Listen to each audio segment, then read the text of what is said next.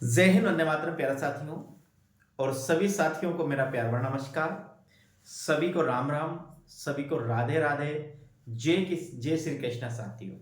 उम्मीद करता हूँ मेरे साथियों के आप जहाँ पर भी होंगे बहुत बेहतरीन होंगे और बेहतरीन रूप से तैयारी कर रहे हो साथियों।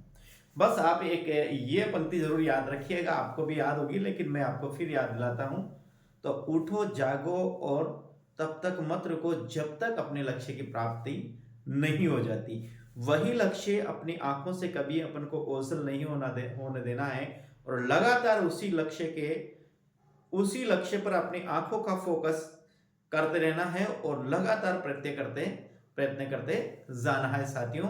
कभी भी अपने प्रयत्न में कमी नहीं आने देना और बेहतरीन से बेहतरीन 100% देने की चेष्टा करिएगा, कोशिश करिएगा। निश्चित रूप से मंजिल एक दिन अपने स्वयं अपने पास आएगी कि जिसके लिए तू प्रयास कर रहा था वह मैं तेरे पास स्वयं चली आई साथियों।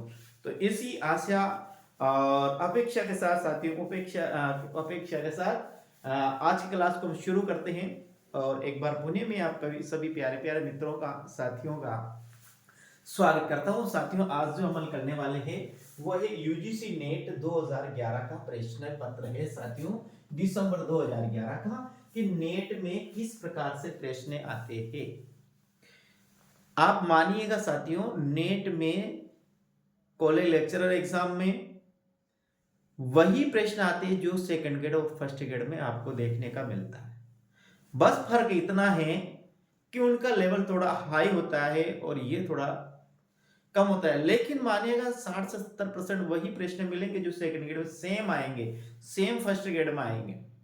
तो आप इस पेपर में देखकर अपने आप से तुलना कीजिए। यदि इस पेपर में आपके क्वेश्चन इतनी अच्छे हैं, 60 से 70% तक आपके सही जाते, तो आप मानिएगा हम जिस उम्मीद के साथ तैयारी कर रहे हैं वो तैयारी बेहतरीन रूप से आपकी चल रही है। तो चलिएगा इस पेपर को अमल करेंगे। पेपर है साथियों, दिसंबर 2011 का पेपर है। ये सभी के लिए फर्स्ट ग्रेड के, सेकंड ग्रेड के, कॉलेज लेक्चरर चाहे पीजीटी, टीजीटी और सेट साथियों, ये इन किसी भी राज्य में आप यदि कोई सी भी एग्जाम की तैयारी कर रहे हो तो साथियों निश्चित रूप से आप ये क्लास को देखना मत भूलिएगा साथियों। और मेरा तो मानना है कि आप लगातार साथियों इस क्लास में बने रहेगा, निश्चित रूप से आपको सफलता मिलेगी। यहाँ देखिएगा, अपन पहला प्रश्न देखते हैं। हाँ, हिंदी साहित्य का पहला प्रश्न देखते हैं। हिंदी साहित्य का पहला प्रश्न कैसा है, देखिएगा साथियों। यहाँ लिखा है कि राहुल सांस्कृत्य ने हिंदी का प्रथम कवि किसे माना है साथियों। तो देखिए, राहुल सांस्कृत्य ने हिंदी का जो प्रथम कवि माना है वो सरहपाद को हिंदी का पहला कवि माना। किसने?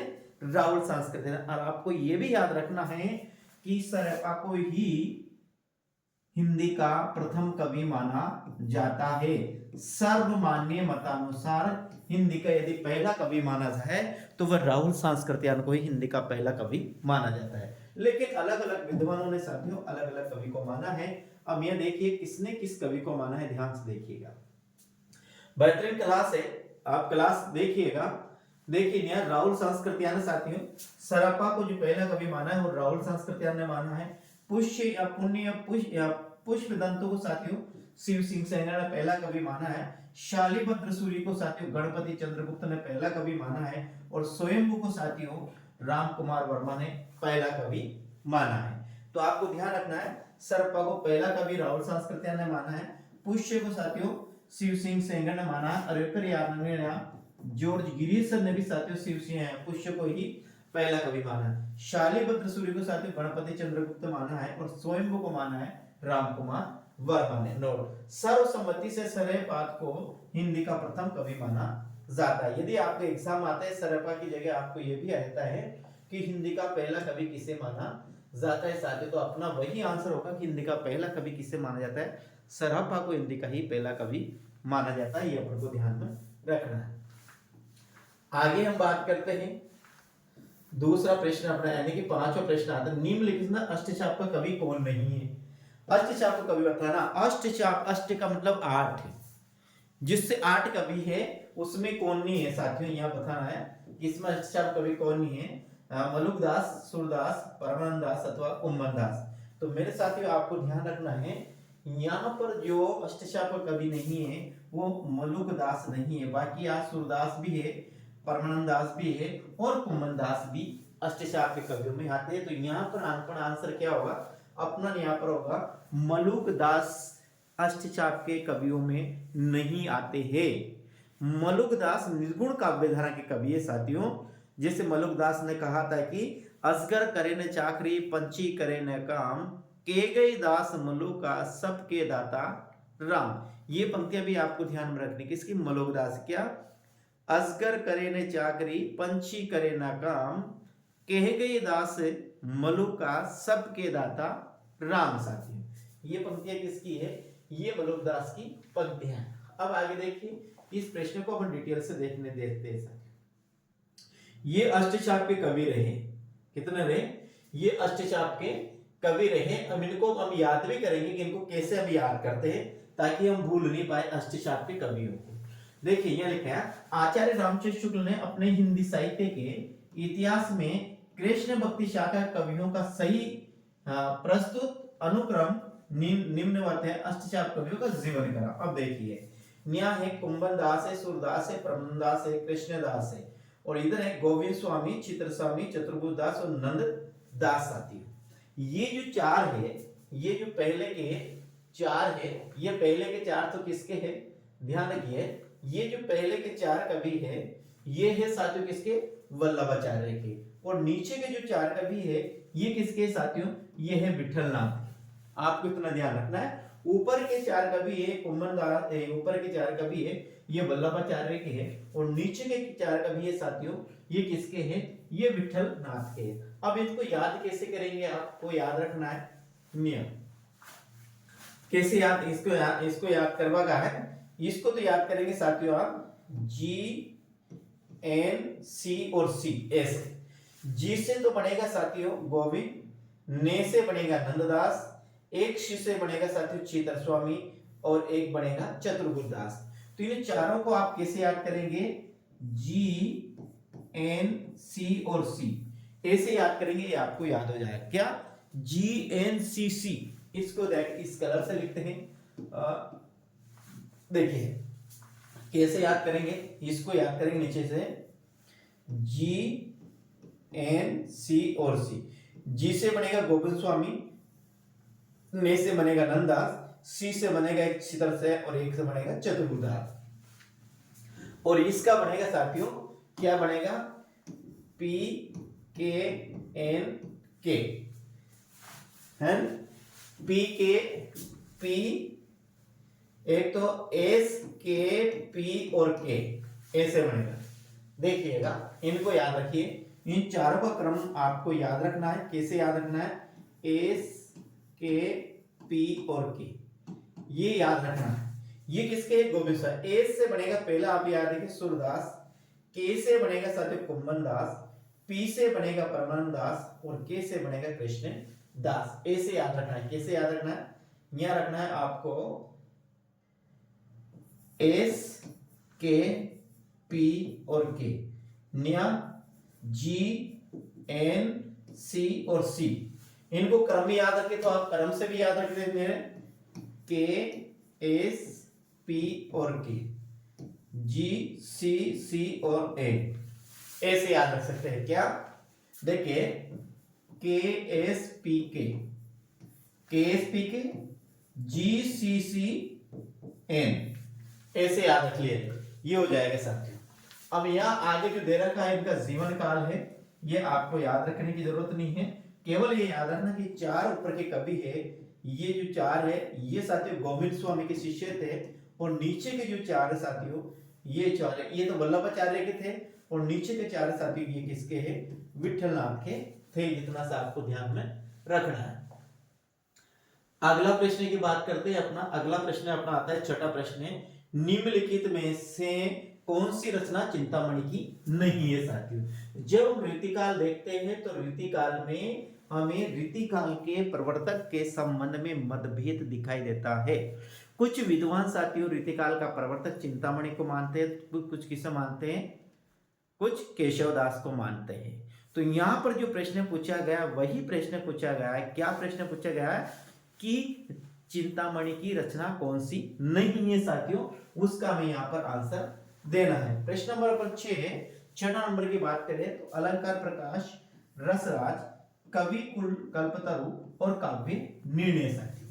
यदि इसकी हम बात करते हैं तो यहाँ चिंतामणि की जो रचना है वो है सी यानी कवि कुल कल्पतरु साथियों, ये चिंतामणि की रचना है। किसकी है? कवि कुल कल्पतरु है, ये चिंतामणि की रचना है, आपको ध्यान में रखना है। आगे कौन कौन सी रचना है उसके बारे में देखिएगा। आगे हम रचना की बात करते हैं, इनको ध्यान से देखिए। आगे अपने 4 रचना और आती है।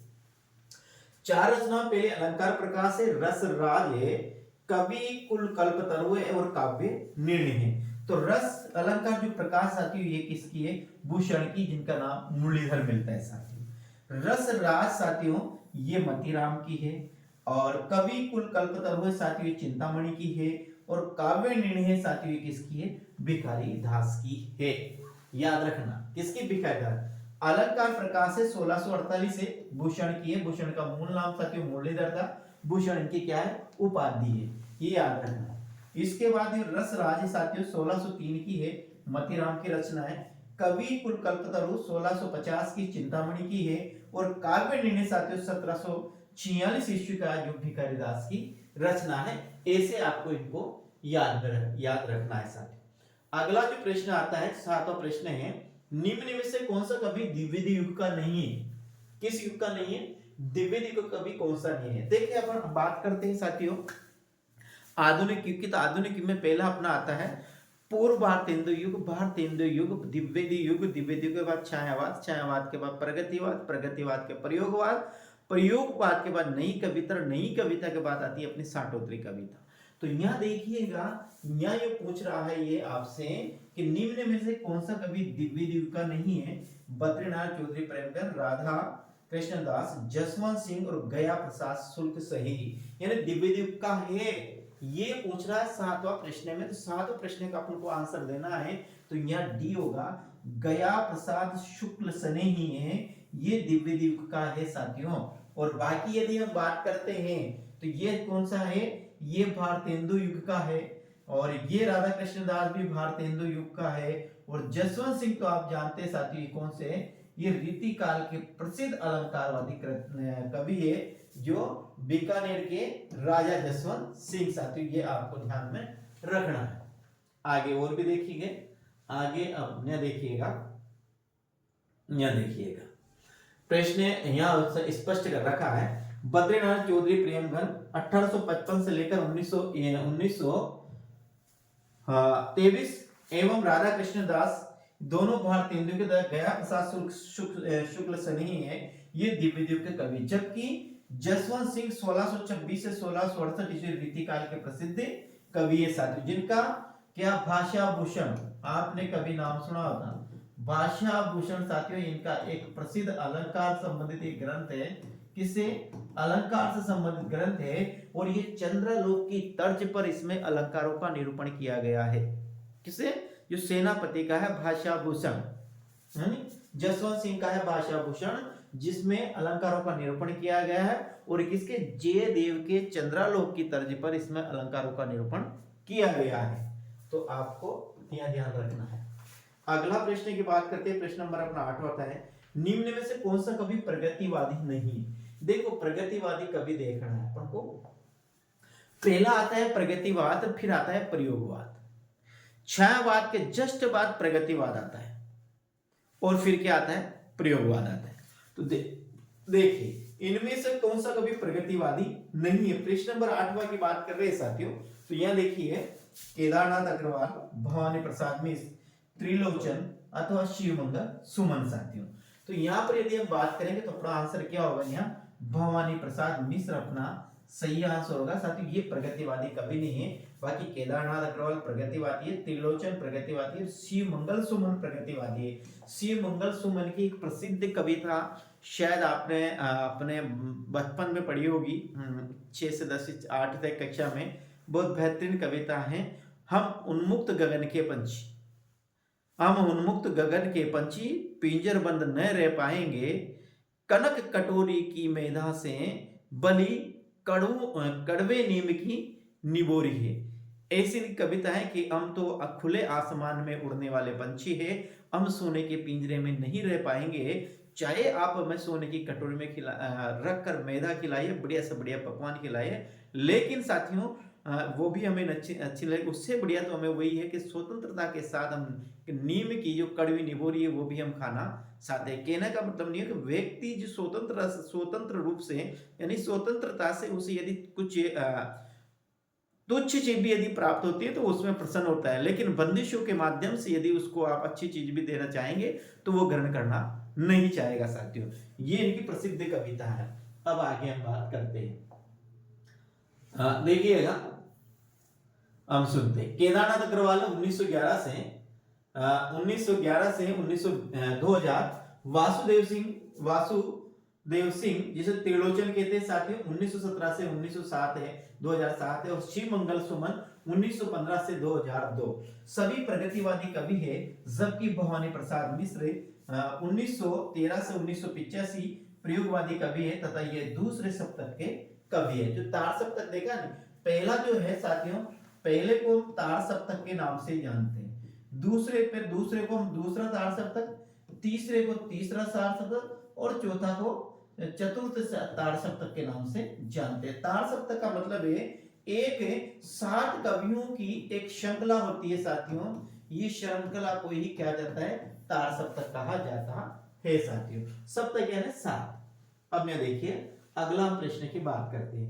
मैं पहले सन्नाटा भूनता हूं किसकी रचना है, क्या है, मैं पहले सन्नाटा भूनता हूं किसकी पंक्तियां हैं, इस पंक्तियों को अपन को देना है। प्रश्न बात करें नवा की, आगे की, नागार्जुन की, रामकुमार वर्मा की अथवा शमशेर बहादुर सिंह की, किसकी है कि पहले मैं सन्नाटा भूनता हूं, ये पंक्तियां साथियों आगे कौन है, सच्चिदानंद हीरानंद वात्सल्यन अघ्ये, ये सच्चिदानंद हीरानंद वात्सल्य अघ्ये की कविता है, पंक्तियां हैं कि पहले मैं सन्नाटा भूनता हूं साथियों। अब देखिए आगे यहां लिख रखा है इसने, पहले मैं सन्नाटा भूनता हूं आगे की है, दुम्न खाए शय तीरों पर ही बाहर खड़ी विदाता बांचे, नागार्जुन की है। एक पीली शाम पतझर का जरा अटका हुआ पत्ता, शमशेर बहादुर सिंह की पंक्तियां हैं, हे ग्राम देवता नमस्कार, सेना चांदी से नहीं किंतु तुमने मिट्टी से दिया प्यार, सोना चांदी से नहीं किंतु तुमने मिट्टी से दिया प्यार, रामकुमार वर्मा की पंक्तियां हैं। प्रश्न नंबर अपना बात है 10वां, निम्न में से कौन सी रचना सर्वदयाल सक्सेना की नहीं है। सर्वदयाल सक्सेना बहुत प्रसिद्ध नाम आता है साथियों आधुनिक काल में सर्वदयाल सक्सेना का। काठ की घंटियां, कुआनो नदी, आत्महत्या के विरुद्ध, लिप्टा, रजाई में, इसमें कौन सी रचना है साथियों सर्वदयाल सक्सेना की नहीं है, तो ये लिप्टा जो रजाई है ये सर्वदयाल सक्सेना की रचना नहीं है साथियों। बाकी काठ की घंटियां, कुआनो नदी और आत्महत्या के विरुद्ध, ये तीनों रचना किसकी है, ये तीनों ही रचना साथियों सर्वदयाल सक्सेना की रचना है। अब आगे देखिए इसको अपन इस यहाँ देखिए इसको अब ध्यान समझने की कोशिश करिएगा।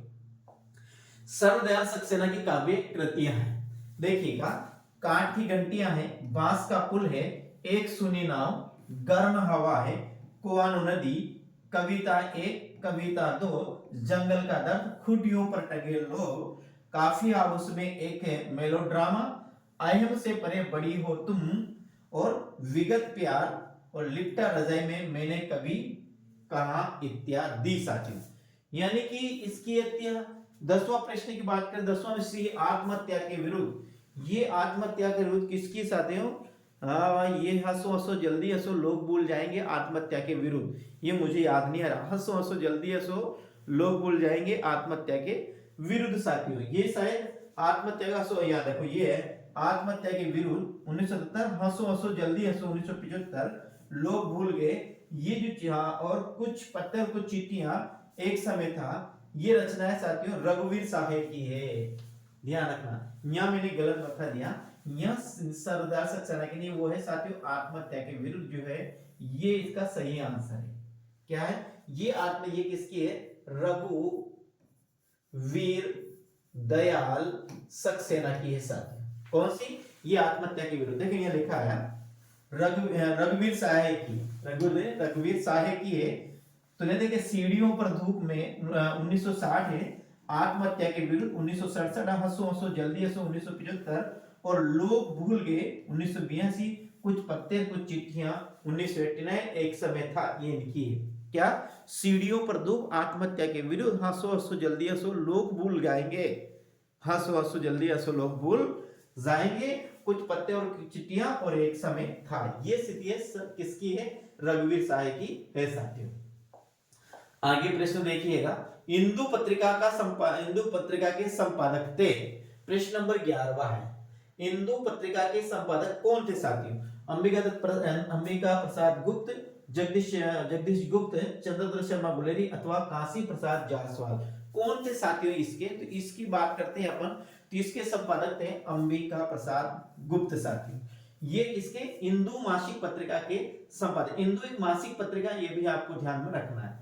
हमने देखिए ये चारों पत्रिका है, इंदु है, नवी कविता है, समालोचक और पाटलिपुत्र है। चार कविता यहाँ पर पत्रिका दे रखी है, चारों का यहाँ पर।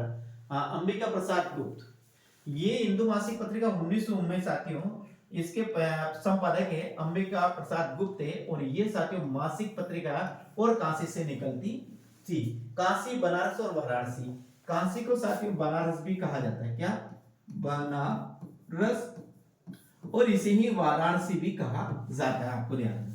नई कविताएं 1954 में जगदीश गुप्त के संपादन में ये प्रकाशित हुई थी, और ये अर्धवार्षिक पत्रिका थी जो इलाहाबाद से निकलती थी साथी। कौन? जगदीश गुप्त, ये अर्धवार्षिक पत्रिका थी और ये इलाहाबाद से प्रकाशित होती थी। उसी प्रकार जो समालोचक है 1902 में चंद्रधर शर्मा गुलेरी, ये मासिक पत्रिका थी और ये जयपुर से प्रकाशित होती थी साथी। कौन? समालोचक। ध्यान रखना, समालोचक पत्रिका कहां से निकलती थी? तो ये साथियों जयपुर से निकलती थी, ये मासिक पत्रिका थी, और चंद्रधर शर्मा गुलेरी इस समालोचक पत्रिका के क्या थे? संपादक थे। पाटलिपुत्र साथियों 1914 में काशी प्रसाद जायसवाल की रचना है और मासिक है, और ये पटना से निकलती थी। पटना को साथियों पहले पाटलिपुत्र कहा जाता था, ध्यान रखना। अगली अपनी जो आती है साथियों, वो आती है रस गंगाधर किसका ग्रंथ है साथियों। देखो 12 प्रश्न हैं और 12 प्रश्न का आंसर आप दीजिएगा। रस गंगाधर किसका ग्रंथ है? बताइए। 12 प्रश्न की अपन बात करें, रस गंगाधर है साथियों पंडित राज जगन्नाथ। क्या है? पंडित राज जगन्नाथ का है। गैसे आप याद रखिए गंगाधर, पंडित गंगाधर किसका है? गैसे गंगाधर किसका है? तो आप रहे जगन्नाथ याद रखिए, गंगाधर में गे से याद रखिए गे।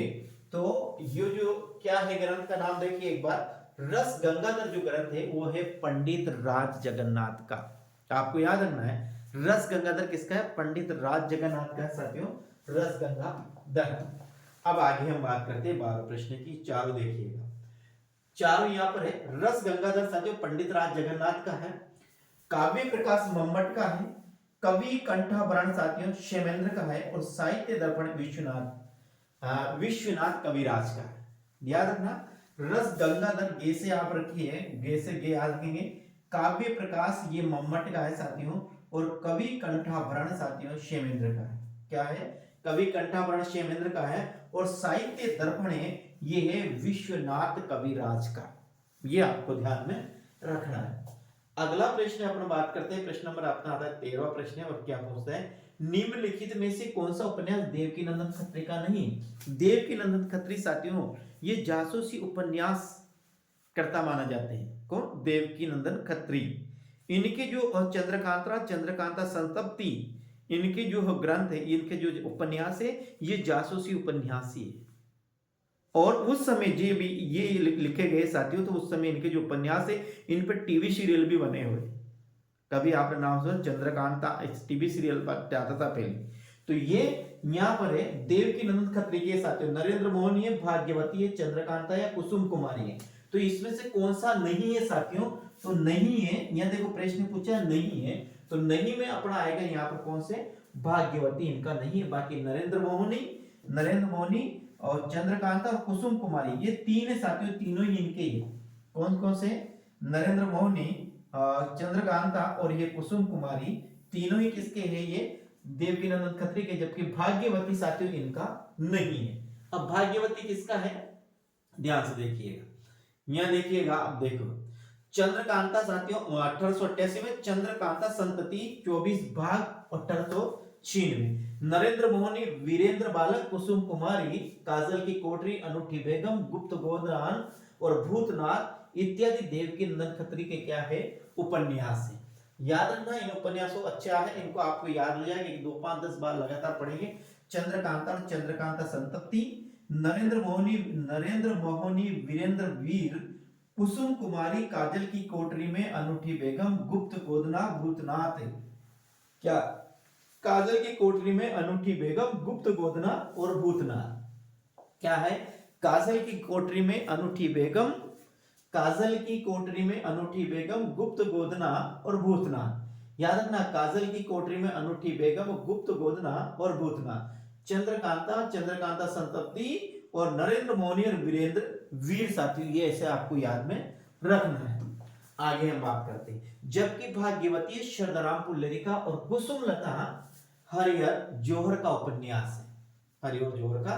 देवकीनंद खत्री कृत भूतनाथ भाग 6 अधूरा नाटक है। श्रद्धाराम फुल्लेरी साहब। एक और याद रखा, मुझे शायद याद आ रहा, बहुत अच्छी, जो हम पढ़ते हैं, ओम जे जगदीश हरि, स्वामी जी जगदीश हरि।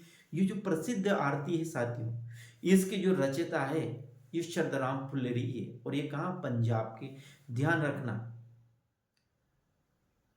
ओम जे जगदीश हरे, स्वामी जी जगदीश हरे।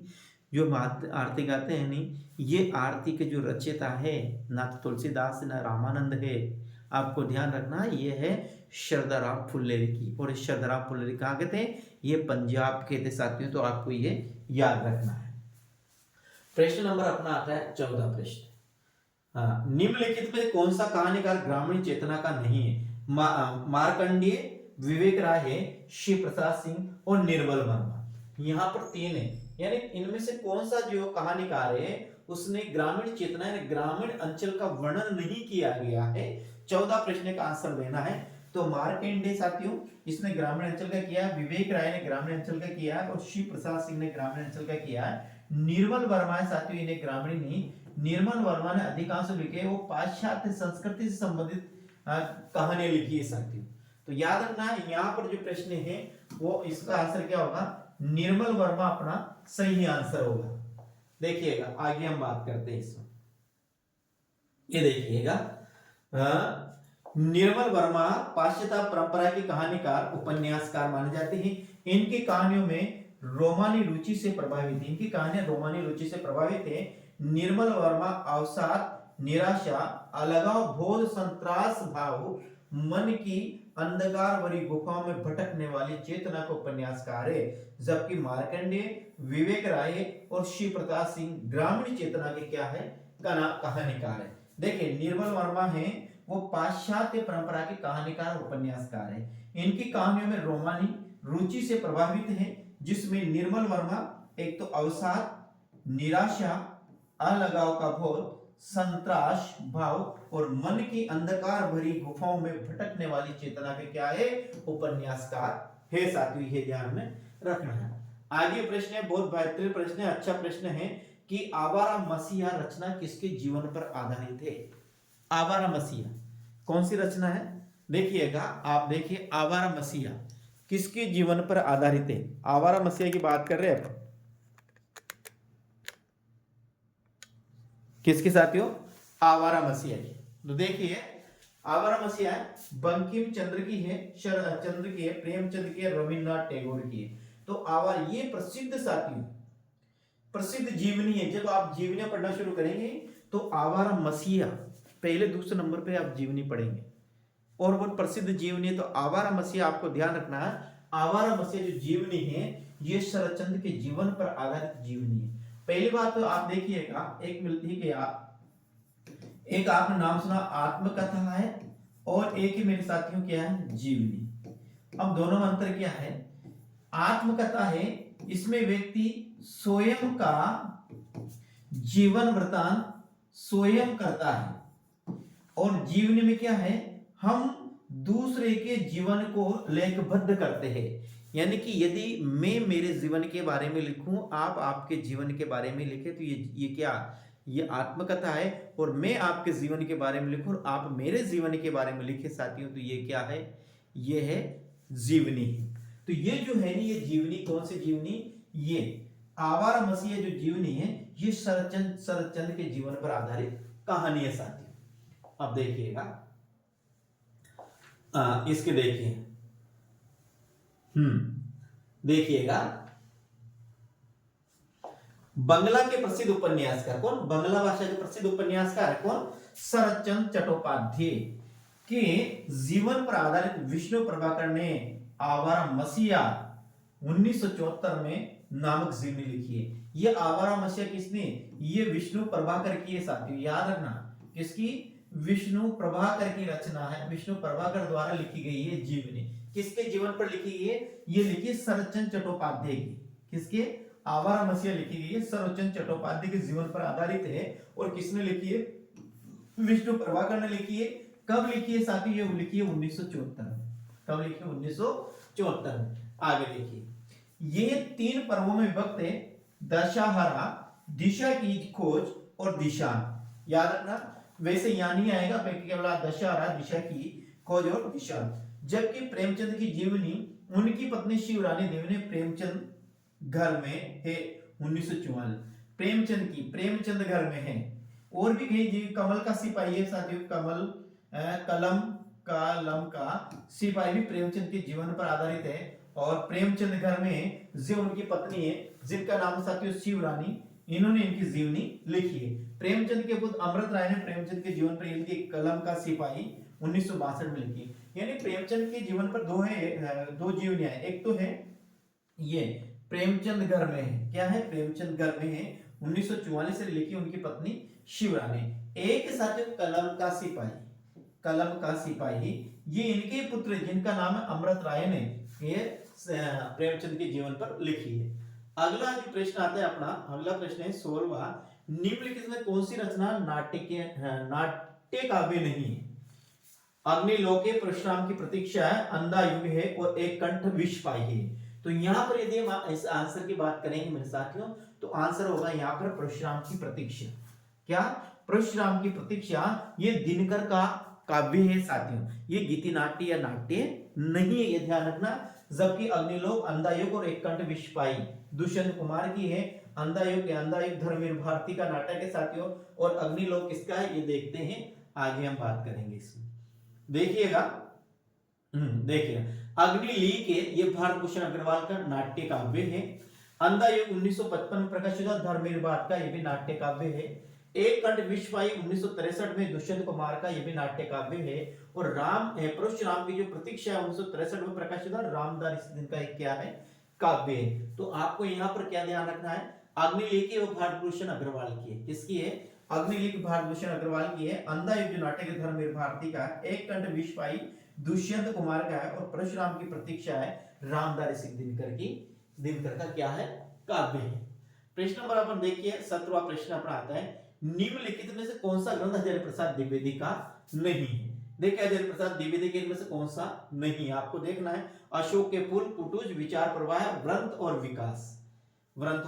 विकास। यदि 17वां प्रश्न का आंसर की बात करते हैं साथियों, दुनिया है व्रंत और विकास, ये हजारी प्रसाद द्विवेदी का नहीं है। बाकी अशोक के फूल है, विचार प्रवाह है, कुटुज है, कल्पलता है, शीर्ष है, ये आदि जो है साथियों, ये सब किसके हैं, हजारी प्रसाद द्विवेदी के क्या है, हजारी प्रसाद द्विवेदी के ग्रंथ है या हजारी प्रसाद द्विवेदी की रचना है। हमने देखिए हजारी प्रसाद द्विवेदी की कौन कौन सी, देखिएगा यहाँ हजारी प्रसाद द्विवेदी की हम बात करते हैं तो अशोक के फूल, कल्पलता, अशोक के फूल है 1948, कल्पलता 1951, मध्यकालीन धर्म साधना 1952, विचार और वितर्क 1957, विचार प्रवाह 1959, कुटुज 1964, साहित्य सहचर 1965, आलोक पर 1972 इत्यादि। हजारी प्रसाद द्विवेदी का जन्म जो आरत दुबे का छपरा बिहार में इनका जन्म हुआ। किसका, हजारी प्रसाद द्विवेदी, आरत दुबे का छपरा, शायद यूपी है या ये बिहार, ये मुझे याद नहीं आ। तो ये साथियों इनकी जो है व्रंत और विलास इनकी रचना नहीं, बाकी सभी। जबकि कवि और काव्य साहित्य की जीवन यात्रा, संचारणी, युग और साहित्य, सामूहिक, धरातल, प्रतिष्ठा, सांकल्य, आरोहण, व्रत और विकास इत्यादि शांति प्रिय द्विविधि के क्या है निवेद्य साथियों, ये आपको ध्यान में रखना है। आगे हम बात करते हैं प्रगति साहित्य की समस्या नामक ग्रंथ के लेखक का नाम क्या है। प्रगतिशील साहित्य की समस्या नामक जो ग्रंथ है इसके कौन लेखक कौन है, प्रश्न नंबर 18 को उत्तर देना है। तो इसके लेखक है साथियों रामविलास शर्मा। डॉक्टर नगेंद्र का भी नहीं, केदारनाथ राय का भी नहीं और नंदुलारे भाजपा का भी नहीं है। जो ये साथियों ये ग्रंथ है, जो रचना है प्रगतिशील साहित्य की समस्या, ध्यान रखना प्रगतिशील साहित्य की समस्या है, ये किसकी है, रामविलास शर्मा की है। कौन, प्रगति साहित्य की समस्या जो रचना है ये रामविलास शर्मा की रचना है साथियों। आगे देखिएगा, आगे हम बात करते हैं, अब यहां देखिएगा देखिएगा आप बात करते हैं आलोचना ग्रंथ प्रकाशन और आलोचना है। प्रगति साहित्य की समस्या 1945 में प्रकाशित हुआ, रामविलास शर्मा की है। रस सिद्धांत 1977 नंद दुलारी वाजपेयी का। कौन, यार रस सिद्धांत और काव्य की भूमिका डॉक्टर नगेंद्र की रचना है। और महाकवि की तर्जनी ये किसकी है, कुबेरनाथ राय की। तर्जनी किससे कहा जाता है साथी, अंगूठे के पास वाली जो उंगली होती है उसे तर्जनी कहते हैं। तर्जनी देखिए मरी जाई, ये अंगूठा ये इसके पास ये तर्जनी है। अब देखिए प्रगतिशील साहित्य की है रामविलास शर्मा की, रस सिद्धांत नंदुलारे भाजपेयी का है, रीति काव्य की भूमिका साथियों डॉक्टर नगेंद्र का है, और महाकवि की तर्जनी ये कुबेरनाथ राय की रचना है। अब नया कुछ प्रश्न आते हैं साथियों अपने किसके, काव्य शास्त्र के।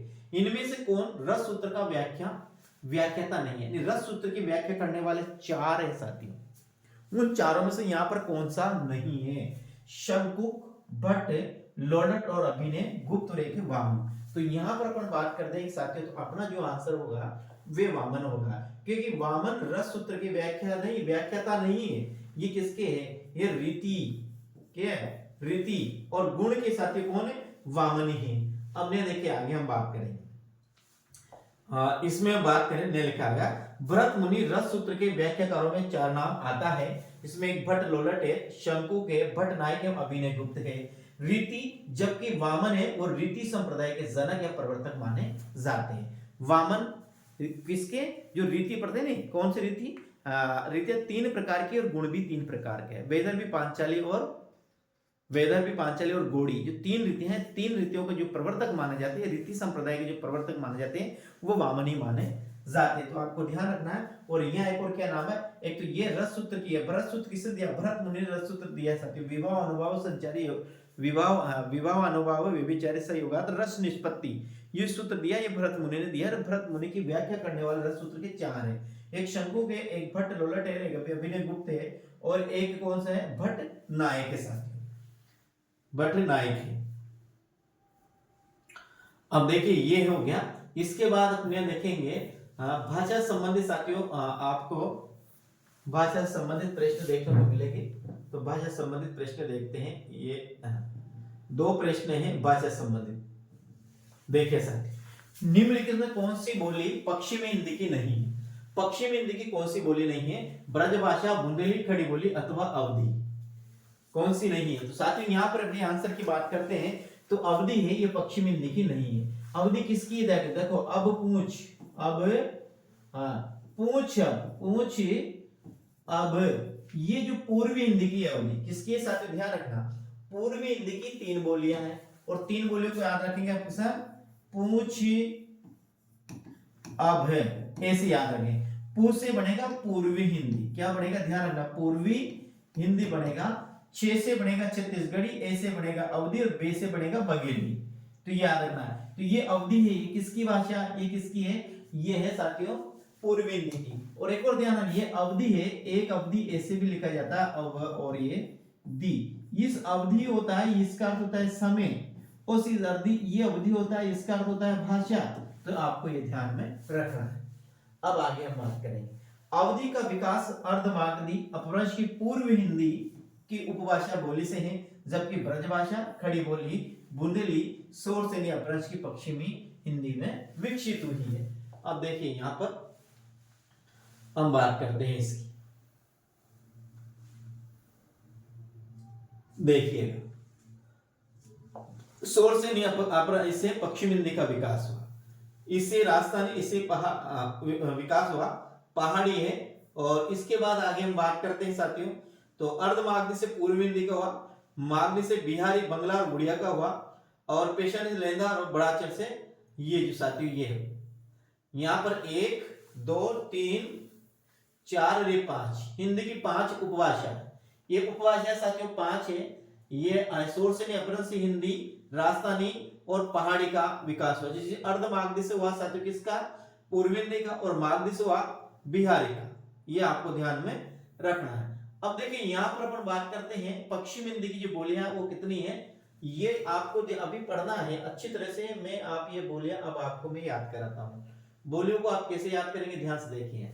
यहाँ याद रखना आप के बी और है, ऐसे याद रखना। क्या रखना, के बी है साथियों। यहाँ क, और फिर आप लोग लिखेंगे क बी और न्या बी और न्या है, ऐसे आप लोग को याद रखना है। अब देखिए अब मैं लिखता हूं न्या के बी और एक है। एक के से तो बनेगा साथियों खड़ी बोली, जिसे कोरवी भी कहा जाता है। एक के से बनेगा साथियों कन्नौज, एक बी से बनेगा ब्रजभाषा, एक बी से बनेगा साथियों बुंदेली, और एक है से बनेगा साथियों हरियाणवी। और हरियाणवी का एक और नाम जाटू भी मिलता है। क्या मिलता है, जाटू भी मिलता है। तो आप तो ऐसे याद रखिए, फिर आप याद रखिए के बी और बी। के से खड़ी बोली कन्नौजी, ब्रज, बागरू और बुंदेली।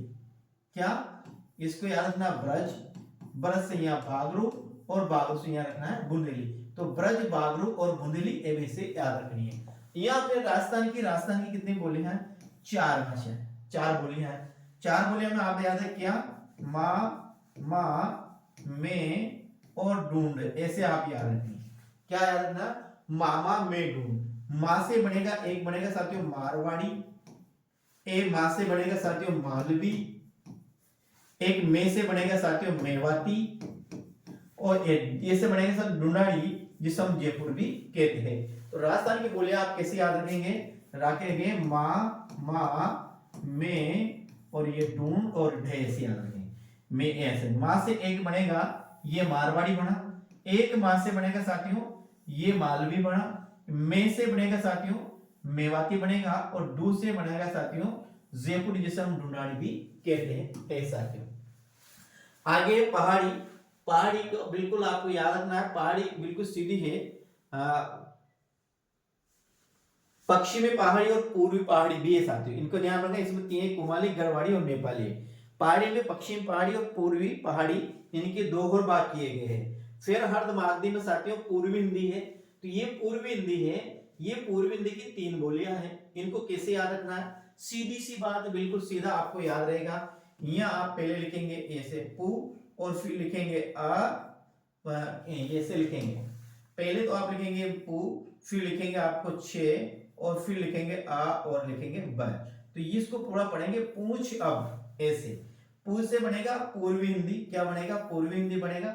छे से बनेगा साथियों छत्तीसगढ़ी, ए से बनेगा साथियों अवधी, और बे से बनेगा साथियों बघेली। ऐसे आपको याद रखना है। अभी संस्कृत एग्जाम आया था, कोसली किसे कहा जाता है, तो यहाँ पर कोसली में साथियों मेरा मानना है कि कौन सा आएगा, छत्तीसगढ़ी, इसे कोसली भी कहा जाता है, कौशल प्रदेश में बोली जाती है।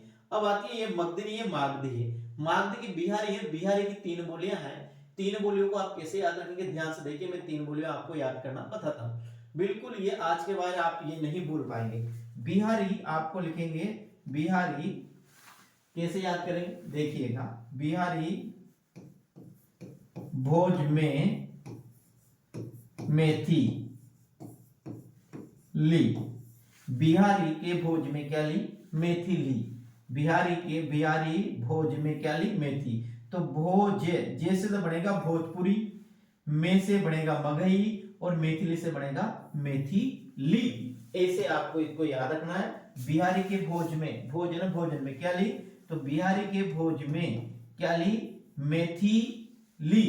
बिहारी के भोज में क्या ली, मेथी ली। ऐसे आपको इनको याद करना है। अगला जो अपना आएगा साथियों ने देखिए, संविधान की 8वीं अनुसूची में कौन सी भाषा शामिल नहीं है, बोडो, मैथिली, भोजपुरी अथवा डोगरी साथियों। तो यहाँ पर यदि हम बात करेंगे संविधान की जो 8वीं सूची में भाषा सम्मिलित नहीं है वो भोजपुरी नहीं है साथियों। और ये किसका है, ये हाँ भोजपुरी नहीं है, जबकि बोडो, मैथिली और डोगरी ये सब साथियों इसमें सम्मिलित है। अब देखिए यहाँ पर ये है, यहाँ संविधान की 8वीं सूची में 22 भाषाओं को सम्मिलित किया गया। आरंभ में संविधान में कुल कितनी 14 भाषाएं थी, जिसमें असमिया, बंगाली, गुजराती, हिंदी, कन्नड़, कश्मीरी, मलयालम, मराठी, उड़िया, पंजाबी, तमिल, तेलुगु, संस्कृत और उर्दू। 21वां संविधान संशोधन 1967 में इसी द्वारा सिंधी को शामिल किया गया। 71वां संविधान संशोधन 1951 के द्वारा कोंकणी, मणिपुरी और नेपाली को तथा 92वें संविधान संशोधन 2003 में बोडो, संताली, मैथिली और डोगरी को जोड़ा गया। संविधान की 8वीं सूची में भोजपुरी शामिल नहीं है, इसे संविधान में शामिल करने का प्रस्ताव लाया गया है साथियों। आगे देखिए, बिहारी उपभाषा वर्ग के अंदर कौन सी बोली नहीं आती। अभी अपन ने देखा है बिहारी, बिल्कुल ध्यान से देखिए, बिहारी में अपन ने क्या देखा है, बिहारी में अपन ने देखा है यहाँ भोज, और भोज में क्या में, और में क्या ली मैथिली, ये बिहारी की बोलियां हैं। तो एक तो क्या भोजपुरी है, में से क्या बनेगी में से मगही बनेगी, और इससे क्या बनेगा मैथिली। तो इसमें कौन सी नहीं आएगी, इसमें बुंदेली नहीं आएगी। तो यहाँ आपको क्या करना है, डी याद करना है। अब देखिए यहाँ पर भोजपुरी, मगही और मैथिली, मगही अपभ्रंश की बिहारी उपभाषा की बोलियां हैं, जबकि बुंदेली सोर्स यानी अपभ्रंश की पश्चिम हिंदी उपभाषा की बोलियां हैं। तो ये आज का अपना टेस्ट था, कैसा लगा मुझे कमेंट के माध्यम से जरूर बताया जाएगा साथियों। और मेरा मानना है कि आपने चैनल को जरूर सब्सक्राइब किया और साथ साथ बेल आइकन दबाकर ऑल पर भी क्लिक कर दियागा। चैनल को लाइक और वीडियो को लाइक और शेयर जरूर करते हुए जाएगा। तो ठीक मेरे साथियों, कल फिर मिलते हैं अगली क्लास में। जय हिंद, वंदे मातरम।